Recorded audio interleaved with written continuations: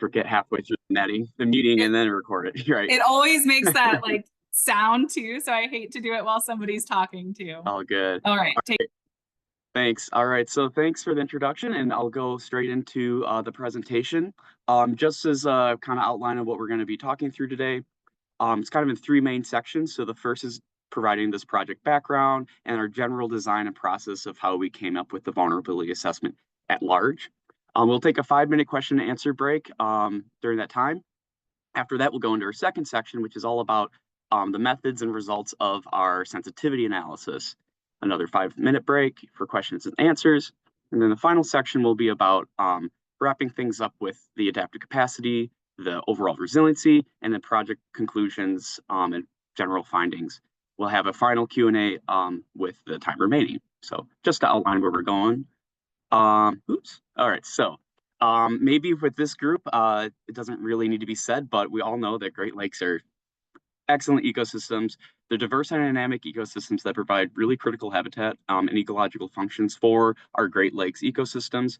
However, climate change exists, so these systems are going to be undergoing a change in the disturbance regime that they experience through four main, what we call climatic drivers, basically ways that climate change will be affecting these wetlands. So the first is warmer temperatures, and another is more extreme precipitation events. But unique to the Great Lakes systems that these wetlands will experience is a greater and faster variability in lake level fluctuations. So that's, higher highs and lower lows and these faster frequency between when these peaks occur. And then also increased wind and wave action that impacts the shoreline, namely through decreased ice cover throughout the winter and those stronger storm events causing more intense waves. So wetlands are going to be affected by climate change, and this really poses as an unknown for land resource managers about which wetlands are most likely to be impacted by these four drivers. Like Cherie said, there's GLRI funding that exists for wetland protection and climate adaptation, which is exactly where this project comes in. So our goal was to use a climate change vulnerability assessment to evaluate the sensitivity and resiliency of about 38 Lake Superior coastal wetlands on the Wisconsin shoreline of Lake Superior to those projected effects of climate change. We had kind of four main goals, sub-goals, or outcomes with this project. The first is to develop the frameworks themselves of how do we actually estimate wetland sensitivity and overall resiliency. And then those frameworks to kind of enumerate the sensitivity and resiliency are used to create maps of our results. All of these methods and findings are going to be, or one of the outcomes is a report on our methods and findings and management strategies. And then finally, we're using Lake Superior as like a pilot, but the idea of this project is that this could eventually be replicated on other Great Lakes systems. So we're having data sources that can be pulled from other states or from other regions as well. So the broad thing is that the findings from this studies would really help inform land managers and resource managers to inform where conservation and what type of conservation can exist within these coastal wetlands. So I've been kind of saying around throwing on some of these terms. So let's just define some of them quick. So the first one is sensitivity, which is basically you can think about is like the projected amount of response that might happen with a system with like a set amount of disturbance. So think of like with 1 degree Celsius warming, how much might a system respond? On the flip side of that is the idea of adaptive capacity. So that's the idea that a wetland can adjust, shift, cope, basically change with those new disturbances or those altered disturbances. And these two concepts combined, sensitivity and adaptive capacity, come up with overall resiliency. So maybe a good way to think about this is thinking about like wild rice, for example, is a really sensitive plant and vegetation community type, particularly to fluctuating water levels, right? So during high water levels, wild rice will retreat, shift, and really respond to those different lake levels. But in a natural setting, it has a relatively high adaptive capacity. So it can retreat back into the landscape, or once water levels return to a normal condition, the wild rice can regrow from the seabank. But if, let's just say this hardened shoreline, that's a system with low adaptive capacity. Once water levels rise, there's nowhere for the vegetation or the wild rice to go. So it can't really shift and adjust. So those two concepts are related, but separate, and we try to keep them separate with our how we develop this framework. Um, but overall, those two contribute to resiliency. So within the climate change vulnerability assessment, there's a lot of different existing CCVAs, but ours differs in a couple of ways. The first one is that we're trying to use available data that already exists, and we're not using like a model-based system. So other CCVAs have used, climate models to really uh, project where vegetation shifts might occur. This is more based on what available data do we have, and what can the story of the wetlands that we have, what can we estimate their relative sensitivity and vulnerability and resiliency might be, rather than modeling. Another big caveat for this one is that we're really focused on wetland habitat. So there's a ton of aspects of wetlands, wetland functions that they provide, hydrologic filtering, um, water quality improvements, stuff like that. We're focused on the wetland function of the habitat provided, and namely the habitats of vegetation, fish, and birds. These are, particular communities that land managers are concerned about, and the CWMP data set, which is kind of our primary source we're drawing from, has this information available. So how did we actually run and manage this project and kind of develop the CCVA or the framework in general? Well, it really relied on the input from a lot of folks across local, statewide and regional experts, getting their input and helping that inform what this final sensitivity and resiliency framework would look like. And that's twofold. One is that while literature exists that can point you in a certain direction, it's not enough to actually make decisive action of what a framework should include or shouldn't include, or how much weighting certain factors should have. That's why we need other folks to actually provide input and guide us of how we develop this. And the second thing is, the more folks who are available to provide input, the more wider use it might have as a final product, right? We want this final result to be utilized by land resource managers across the region. So in our specific project, we kind of had several tiers, I suppose, of groups that provided feedback for this sensitivity framework.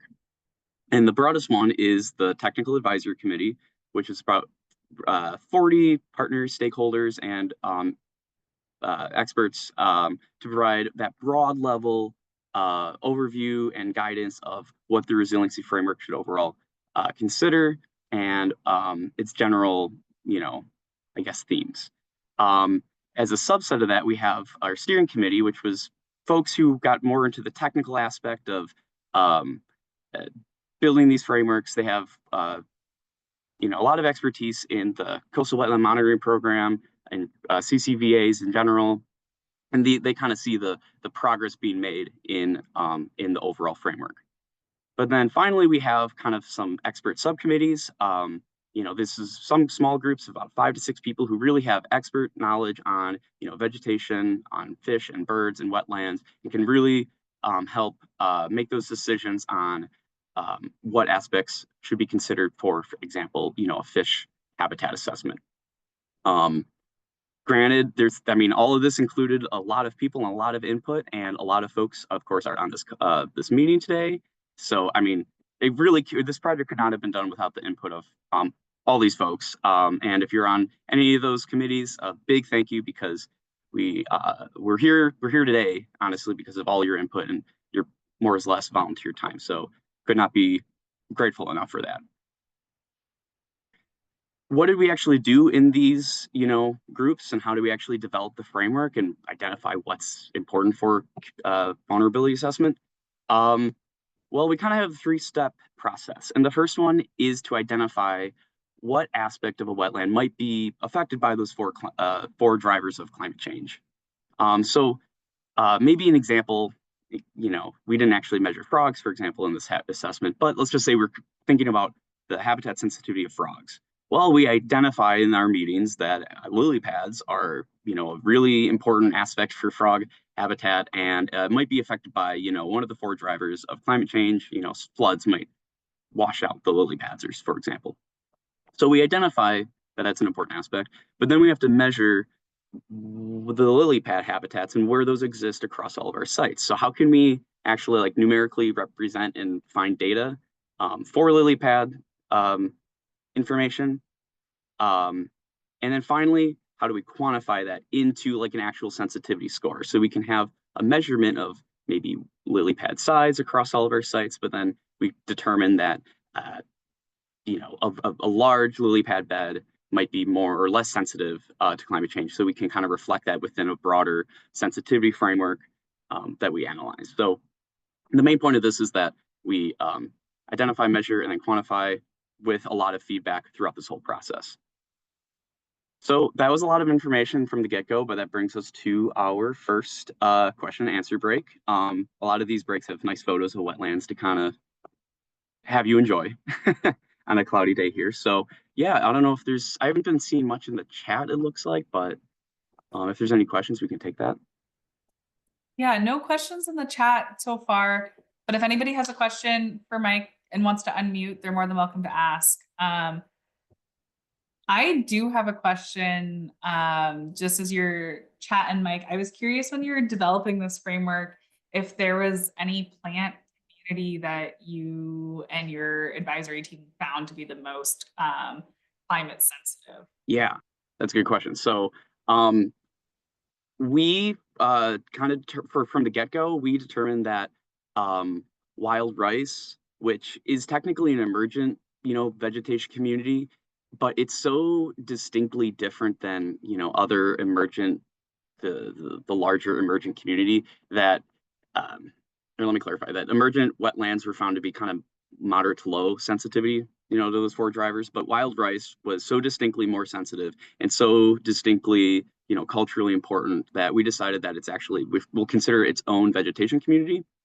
And then based on inputs from our vegetation subcommittee and also guidance from the GlyphWick vulnerability assessment, we ranked the wild rice as the most sensitive, namely to its sensitivity to warmer temperatures, but also to those fluctuating water levels.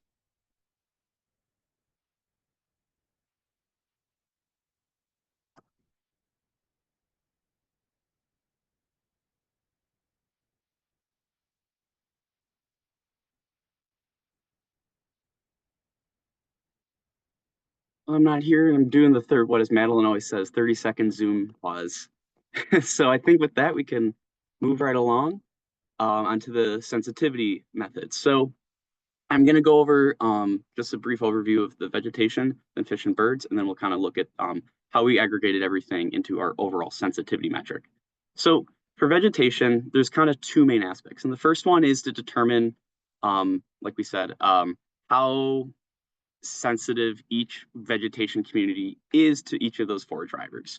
So basically, we had folks, based on literature and based on input, had folks rank the vegetation communities that are found within this region from 1 to 5, 5 being most sensitive, 1 being lowest, for each of those four climatic drivers. And then the other thing we did was then catalog based across all of our sites, basically what communities are present within each site.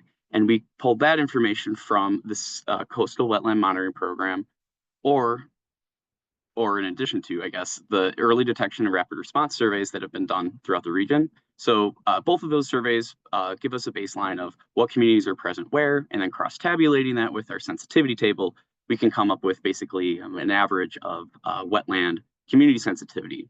However, we're not done yet. What we do also do then is adjust scores based on vegetation indicators. So basically, the idea is that invasive species presence or the presence of rare, threatened, and endangered species can give us a better indication of how susceptible that wetland might be to climate change. So for invasive species, if invasive species are present, or particularly aggressive invasive species like hybrid cattail or Phragmites, if that's found in a site, that's a multiplication factor, really enhances that that wetland sensitivity score. And then similarly, right, if there's a high amount of species of concern or threatened species as identified by those this coastal wetland monitoring program or within the natural heritage inventory data sets with the state, that also enhances that score. So the output of this is 4 separate scores for each of those climatic drivers, but then we have to combine this into an overall measure of wetland vegetation sensitivity. And we do that by taking a weighted average for each site based on the hydrogeomorphic type of that wetland. So the idea with this process is basically that, a riverine wetland would have more sensitivity to precipitation factors than, a lacustrine wetland, which would be more impacted by wind and wave action, right? So it's a kind of way to incorporate some relative exposure that we might expect across our sites. And then after that, we get our overall vegetation score. So what does this look like? Here we have 4 maps on the left, one for each of those climactic drivers. And then this main map is our overall vegetation sensitivity. And then likewise, we have a table. And it's not that helpful unless you can kind of peel back the layers and see exactly why maybe we're seeing the scores that we have. So for example, we have 2 sites right next to each other that have our lowest and our highest sensitivity scores for vegetation. The Cranberry River is mostly alder and shrub thickets with some, meadow as well. But all those community types are low sensitivity. Even though it has invasive typha present, because it's a low sensitivity score, by multiplying it, it doesn't really enhance the sensitivity much. So this comes out to be our least sensitive site. But right next door, we have Bark Bay. And in that location, we have, Port Fen, Shore Fens, and Tamarack swamps, all of which are pretty sensitive to temperature and precipitation of drivers. So it has kind of a high vegetation sensitivity overall. But then multiply that because there is invasive typha present and there's a high amount of rare and threatened species, that kind of multiplies the score to make Bark Bay our most sensitive vegetation site. So that's all vegetation, but now for fish, we have kind of a different framework developed. So you can see that this process is different, and that's because fish and birds are very different than vegetation. They can move. So we're more concerned about like the habitat provided of the fish, and we consider several things for that. One of them is the connectivity to the lake and how permanent and stable that connection is. If you think about it, if a connection is really fickle, then the habitat really can't be accessed for fish for spawning habitat. Also, we consider the presence of a major submergent vegetation community. If there is that community present, sensitivity is enhanced because when you think about it, that could be a community that could be lost due to increased precipitation, increased turbidity that could damage the submergent vegetation within the wetland. Again, invasive species is important, namely typha, which has been shown throughout the literature to really decrease wetland connectivity and fish access within those spawning grounds. So if there's typha presence, a sensitivity score is added. And then finally, we consider how much the flooding of the wetland, or how much the wetland floods with kind of water level fluctuations. So with greater water level fluctuations, a wetland might respond a lot, and the size that the wetland or the fish habitat can access might really expand or retract a lot in one site, but in another site it might be pretty stable with relatively deep channels. So regardless of water levels, fish could always access the site. So in general, all these 4 attributes constitute fish habitat sensitivity. But where CWMP data exists, we also analyze the kind of indicators of what the fish community is sensitive to with climate change. So we consider, for example, the amount of cold water fish present within a site, as well as the number of young of year production that we're seeing within the site, as a measure of how sensitive the fish community found there might be to warmer temperatures. Similarly, we see how sensitive they may be to more extreme precipitation, namely through kind of the turbidity mechanism, right? With stronger storms, we're expecting more turbid waters within some wetland sites. So here we consider the fish turbidity tolerance of the fishes that have been found within the Coastal Wetland Monitoring Program, again, multiplied with the young of year spawning production. But we're also considering, right, if is there a riverine input to the site? Is there a mechanism that water actually could become more turbid? So we also have metrics of temperature and precipitation community sensitivities where that data exists, and then combine everything, we get an overall fish score. Birds, like I said, is very similar to fish. I think one of our steering committee members, Titus, has always said that birds are like fish, but they fly. So similar concept with habitat and how we evaluate it. Um, for birds, their habitat, we really considered five main things. One was the risk of disease within our wetlands. One aspect that was raised was how warmer temperatures and dramatic drops in water level can cause warm, stagnant water pools to form, and that's a high vector for bird disease. Particularly relevant in the last year, it seems. But so sites that basically have a high degree of flow rate and high degree of connection to the open lake is less sensitive than sites that become quite isolated and can potentially incubate and spread some diseases. Another thing is sand flat stability. So a lot of these wetland sites are adjacent to beaches and sand flats and sand spits that are really critical nesting and migratory bird habitat. So if these sand flats are really fickle, if they're always moved around, if they become washed out after a storm that we've seen in aerial photos, that's a higher sensitivity site. Particularly for birds, vegetation is quite important. So here we consider the diversity of the vegetation structure. So if we're seeing a range between, a shrubby wetland habitat to a meadow, and we see, open water, that's a higher diversity of structure going on. That's less sensitive to climate change, and that's incorporated. One large consideration too is hemimarsh presence. So hemimarsh is basically a 50-50 mixture of interspersion. And using aerial imagery, we find what sites have this hemimarsh, and then how sensitive is the hemimarsh to these fluctuating water levels. So comparing low and high water levels, we can see how much this interspersion expands and contracts, and that kind of gives us a measure of which sites might be most sensitive to these fluctuating water levels. And then finally, yet again, invasive species are a big consideration here because spreading monocultures of Phragmites or Typha really damages the hemimarsh and the vegetation structure. So there's a multiplication factor kind of occurring with these three scores if those species, or if those invasive species are present. The habitat score is used for final classification, but again, where we have sites that have the CWMP data, we can have a metric of bird community sensitivity to climate change, and as well as their hydrologic sensitivity to floods and rapid fluctuations in water levels, namely through their nesting sensitivity. So based on the birds that are present and how their nesting habitats are or nesting behaviors are, that might make certain species more vulnerable to a flood out than other species. So we consider that as well as part of our hydraulic indicators. Again, where available, we have a temperature sensitivity and a hydrologic sensitivity of our communities, but then combine everything to get our overall bird score.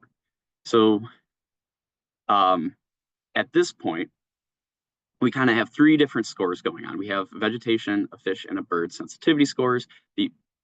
They're all not correlated. They're all independent. They have different scales, but we need to combine them to get our measure of wetland sensitivity. So one of the big concerns here was that because they're not correlated, because they're different scales, by just doing a weighted average or combining them, we run into the risk of a muddled middle where basically everything washes out, and then we lose the story of like how habitats are. Some habitats are more sensitive than others, and how do we convey that plot basically? So what we ended up doing was a combination method using Jenks natural breaks as this kind of primary classification technique. So this was the method we used, and there's a lot going on here, so don't worry too much. Essentially, what it is we have we normalize our scores and then take using Jenks natural break to identify the top tier and the bottom tier of our wetland sensitivity values across our sites. So some sites are high sensitive, some sites are low, and then everything in the middle we classify as mixed, which means that some habitats are going to be, are just going to be a mixed sensitivity value. We then basically filter the number of instances that a habitat is like a high sensitivity to come up with a second tier of classification.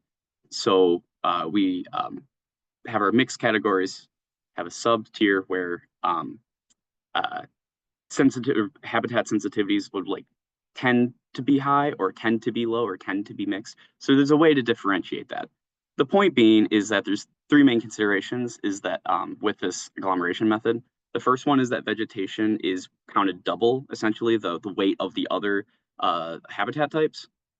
That's just because vegetation is so integral to wetland function, to the health of the other habitats that, without vegetation, there really isn't a wetland. So we determine it to be weighted double as the others. The second thing is that the output of the bins are basically classified based on similar attributes, right? So we have our final output being like high sensitivity, which means that all of the habitats we see are quite sensitive. We have a bottom bin, which is low sensitivity, so all of them are low. And in the mix, we have kind of similar stories where, for example, it's mixed, but some are high and some are low. Anyways, and then the final main output of this is that even though we have these final bins, we do have a mechanism that variance is preserved within them. So then we can separate out which wetlands still might be more sensitive, even though they're in the same bin. So that was a lot of information. And the whole point is that we get our final results of sensitivity. We have our bottom tier, our top tier, and then our mixed classifications. So we can see here that I think this is Lost Creek wetland, is our most sensitive site, where vegetation and birds were deemed as highly or like much more sensitive, and fish was deemed as kind of average or moderate sensitivity. That kind of, with this agglomeration strategy, comes out to our highest sensitivity site. Just down the street at Sand River, we see the opposite, where vegetation and fish are very low sensitivity, birds is moderate. So overall, we see this habitat as lowest sensitivity. But in a mixed perspective, here we have for the Kagagan, or this is Shawamagan wetlands, it has a mixed sensitivity. So we have vegetation as highly sensitive, but fish is moderate and birds is low. So overall, this site has a mixed but higher, tends towards high sensitivity categorization. So that's kind of a way you can see where the plot is being preserved with that method. That was a lot of information. And this is a good time for maybe a second Q&A break. Yeah, I think I saw a question pop up in the chat, but I may have lost it. Oh, here it is. From Pete. Which type of species do you consider to be invasive? Is it narrowleaf or hybrid? It was both. So yes, our invasive typha was considered to be hybrid and or narrowleaf. And the CWMP does differentiate those, and the EDRR surveys does list which type of cattail it is. So we're able to differentiate that from the broadleaf cattail, the native species. So you didn't consider the broadleaf to be invasive? No, and we understand, and I understand where this was brought up about how it can be aggressive, but the amount of encroachment and monocultures formed is just so much higher with those two invasive species or varieties of the cattail that the broadleaf was not included.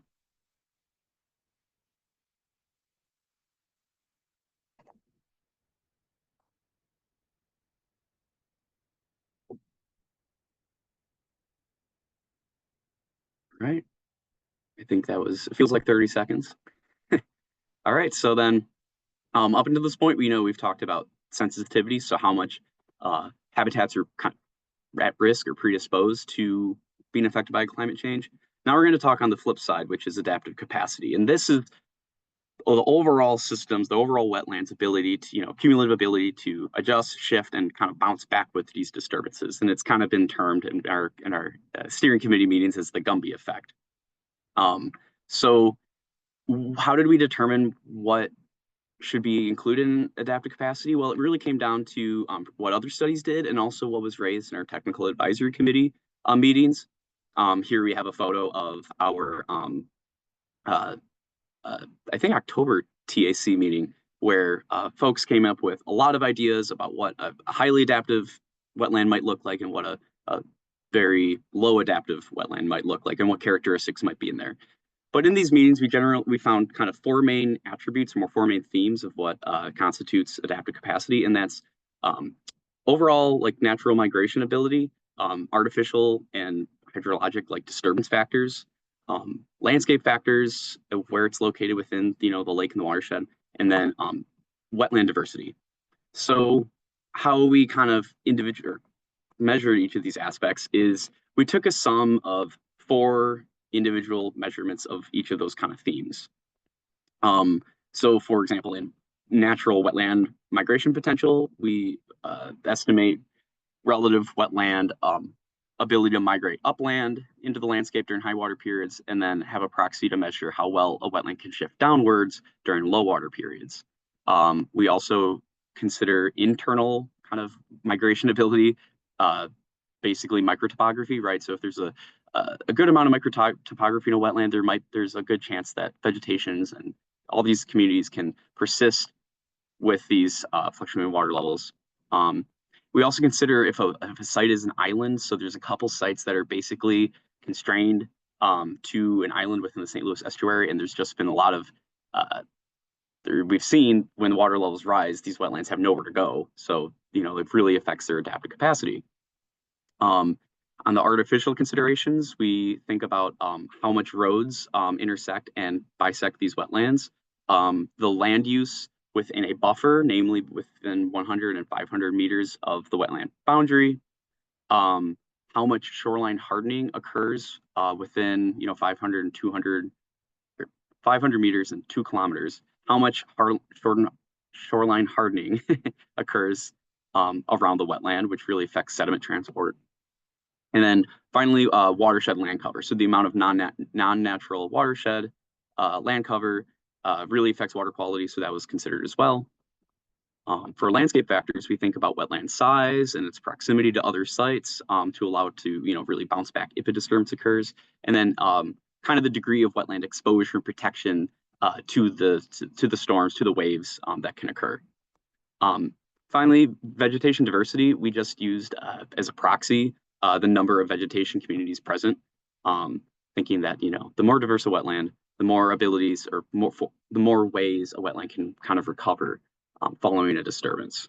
To combine all of these 12 attributes, we have a weighting scheme. So based on the relative importance and certainty of that measurement. So for example, wetland size is considered like weighted 3 times as much because it's found to be really important to overall adaptive capacity, and we're really certain about the measurements that we have for wetland size, as opposed to, for example, like that lakeward migration ability. We're using a proxy of basically the hydrogeomorphic type and the location it is in the lake is kind of an estimate of how well a wetland could move downward. We don't have bathymetry data, so we're not as confident. So that's weighted less in this overall scheme. Okay, so what do we see for adaptive capacity? Here are our results. And just to highlight some trends that we're kind of seeing with adaptive capacity, we have a lot of the sites on the southern shore of Bayfield and Douglas County as being having the lowest adaptive capacity. A lot of these sites are smaller with limited downward migration ability. They're relatively isolated in the scheme of the Lake Superior shoreline to other coastal wetlands. A lot of them have Highway 13, bisecting through or affecting the wetland in some way. And then also they have a large amount of wave potential affecting the shoreline, right? These are, even though there's a barrier, there's still a lot of impacts coming from the open lake. And then finally, the rivers that source these wetlands have a good amount of agriculture and logging activity occurring compared to other sites. For example, the Chequamegon wetlands, which have the highest adaptive capacity, are extremely large. They have minimal road disturbance. They have, a relatively high amount of proximity to other wetland sites just down the road.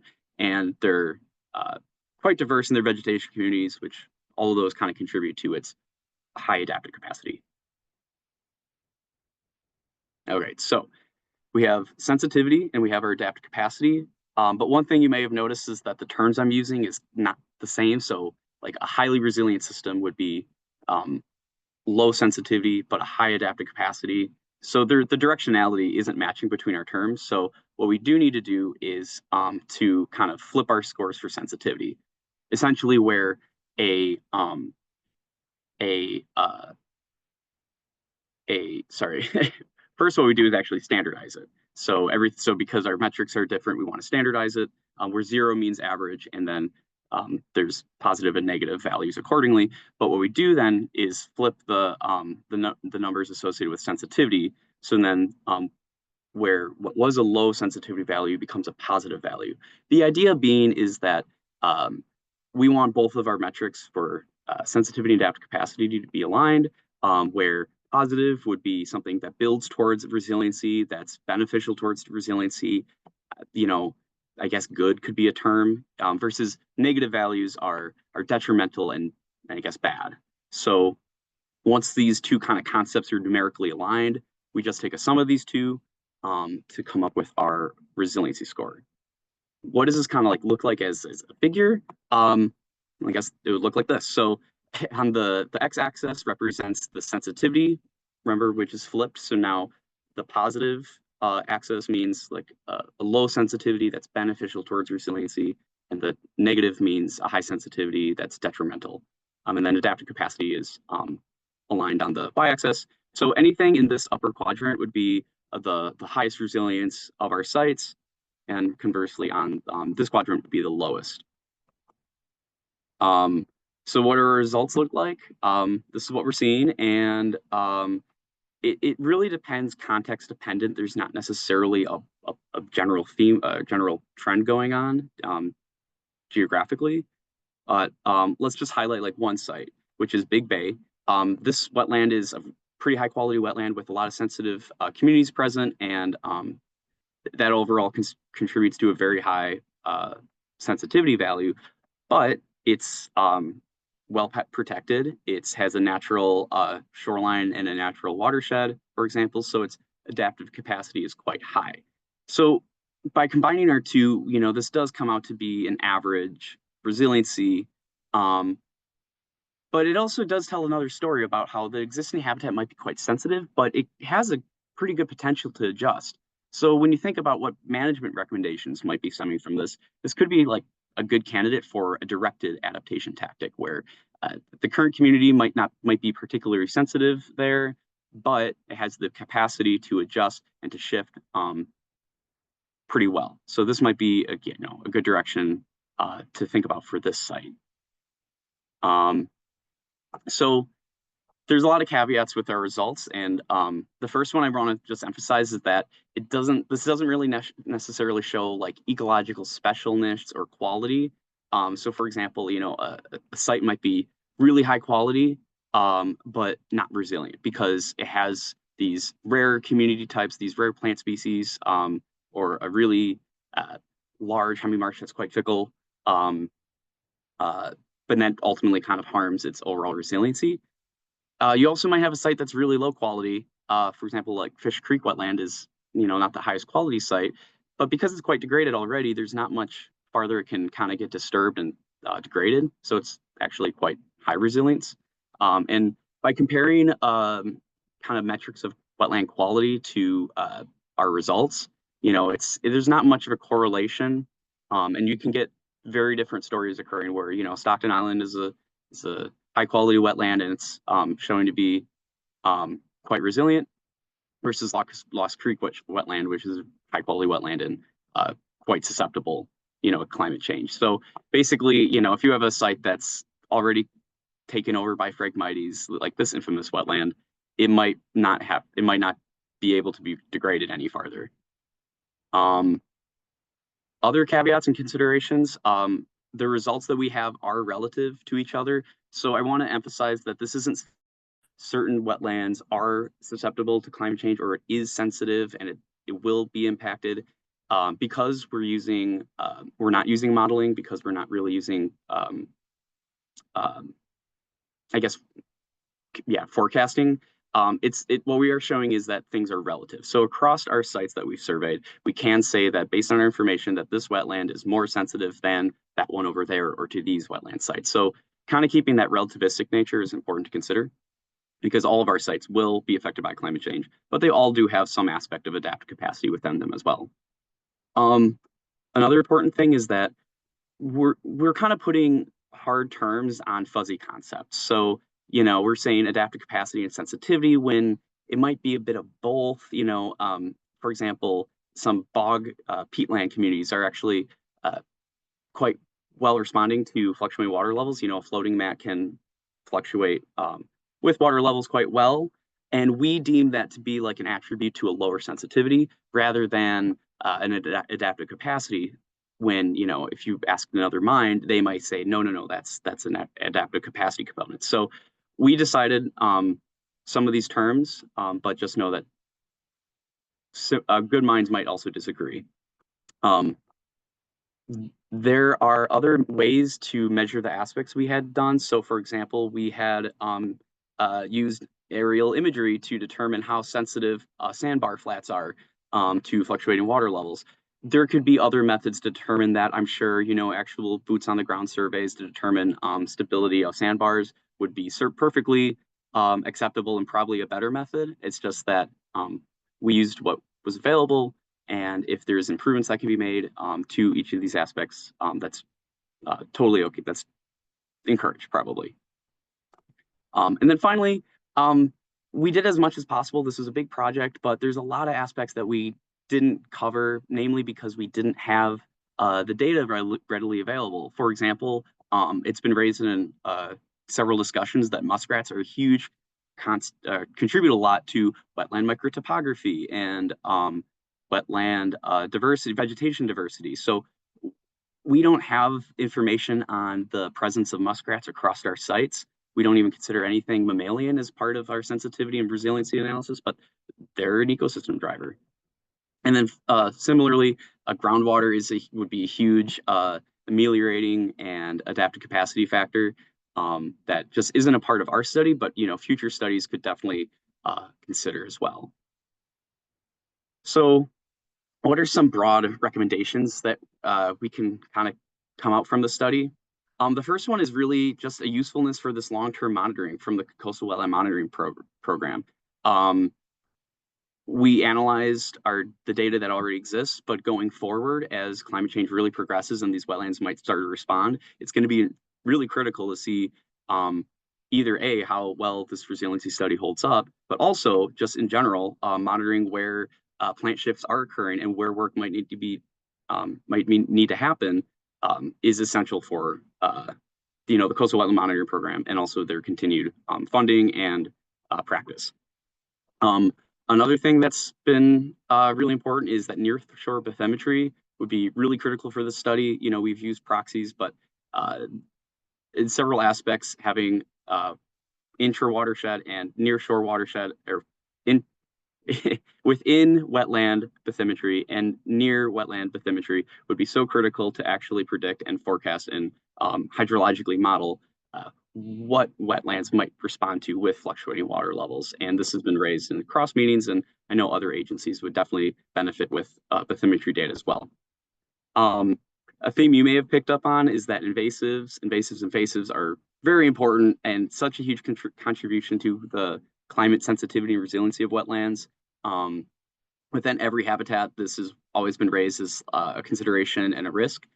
So this study really highlights the importance for continued monitoring and control of these invasive species, and is particularly in low disturbance and high quality sites.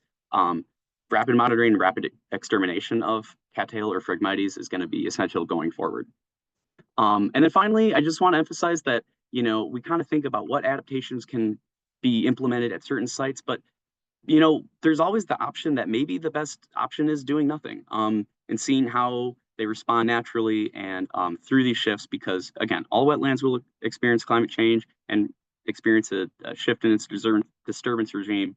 And some sites might actually be best served by just letting change take its course. So with that all being said, what are our final project outcomes? Like I said at the beginning, a final report on the methods that we've used, our findings and general recommendations are going to be published in the next, I don't know, year at least. I am wrapping up my end of the fellowship, and Madeline and Cherie will be kind of taking charge of getting that the report across the line. Another major aspect is we do want these results to be shared and be accessible to folks. So we're still thinking about how we can use maybe an ArcGIS online format to store, visualize, and share the results and the source information for end users, to kind of consider. So for example, the screenshot shows where you could click on a site, see, pull up the Omnicon River wetland, and then find out its resiliency scores, and then kind of what led to leading to that, final resiliency determination. So in general, there's more information to come as that approaches. So that's the presentation, and I just want to say thank you all for listening throughout this, and also if you've been part of these committees, big thank you for your help and volunteering and efforts in that as well. Could not have done it without you. And that brings us to our final Q&A break, which it looks like we're timed pretty well with like 10 minutes left. So if there's any last questions, I'm happy to take them. Mike, it looks like you have a question in the chat from Tyler asking, are there plans to expand this work into other jurisdictions on Lake Superior or all the sites in the St. Louis River on the Wisconsin side? That's a good question. So future plans, I'm not sure, but we only considered sites on the Wisconsin side. There are wetland locations on the CWMP on the Minnesota side, 2 or 3, in the St. Louis estuary, which we did not consider. The North Shore of Lake Superior is just pretty also absent of coastal wetlands. So excluding the St. Louis estuary, there's just not on the Minnesota side. I do think that the next plans seem to be thinking about Lake Michigan on the Wisconsin side. But as to what other states are planning, I can't really speak to that, but that's a good question. I can chime in and maybe add to that, Mike. Tyler, I think the thought behind Mike's work was to create a framework that could be used by other states and moved around the Great Lakes. This is a pilot, so it could be tweaked, as appropriate for whatever entity that wants to take this on. But I think the framework that Mike put together and the approach and the R coding, that could be a similar approach. If, Tyler, Minnesota was interested in doing that information could be shared. Hopefully that helps. Yeah, that's a good point. That the main framework and the main factors and bones are kind of, I guess, developed here. And then if other programs would like to implement it, it's the ideas are there, and there's also an R script that if you can format the input databases or files, it will process those and put out these sensitivity scores. So it is replicable. Yeah, and I think the other thing we were thinking about with expansion, and I don't know if Rob's on, but when Mike was talking about muskrats and, this project, we're looking at certain parameters of vegetation, fish and birds, but we know wetlands are an ecosystem and they're more holistic than just these parameters and looking at them individually. So we've had some very initial conversations about culturally important beings and how do we look more holistically. I think, we can provide feedback to the Great Lakes Coastal Wetland Monitoring Program that, is it possible when they're in these wetlands to check for evidence of muskrat presence? It might just be as simple as checking a box. I don't know if that's doable, but I think that may be another approach to helping gather baseline information that tells us more about a wetland. So it's just, this is kind of the start. It's with whatever information we had, and we can certainly build on it.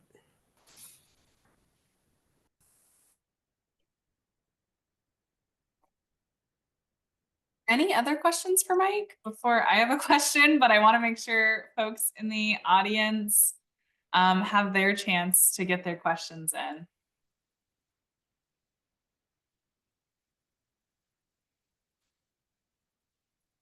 Okay, I don't see anybody unmuting. So, Mike, I was kind of curious, like you did a really great job in that third half explaining, how this study could be interacted with and how folks could potentially use it. But I'm curious, like, how do you see these results guiding adaptation work, or like in your perfect world, how would they guide adaptation when, I mean, you did point out like some wetlands are better left untouched, where this study could provide really actionable steps on how to improve resiliency of a wetland. So like on that scale, how would you see the study being best used? Yeah. So first off, I think the idea is that the results are in an aspect of information, to help land managers to make these broader decisions of where research should go and what adaptation tactics should be used and where. I think that so it's really site dependent and based on the knowledge of what the manager, and folks think about as they, allocate resources. That being said, I think, maybe an example might be a site where it's a very high quality site that also has, a high sensitivity or a highly quality site that also is very resilient, really might be a priority for conservation within the watershed or around the wetland to protect that resilient and high quality site. Versus, you might have a moderate quality wetland that's showing to be really sensitive. And the aspects of why it's also like not that resilient might not be something you can really act on. Like you can't really just take out Highway 2. So that might be a wetland where that's not a very good candidate for adaptation strategies, when there are other sites that might really benefit from from certain adaptation tactics and invasive species control and guided community transitions or for something like that. So it based on other inputs, I think that it can kind of help folks decide what might be the highest priority sites of where to focus. Awesome. Thanks so much for that. Kristen put a great comment in the chat that if we all have the capacity, a GIS tool would be very helpful. And I definitely agree. The study's made for a GIS tool. Exactly. Yeah. And the ArcGIS, the idea, and we're still working towards this, is that it could be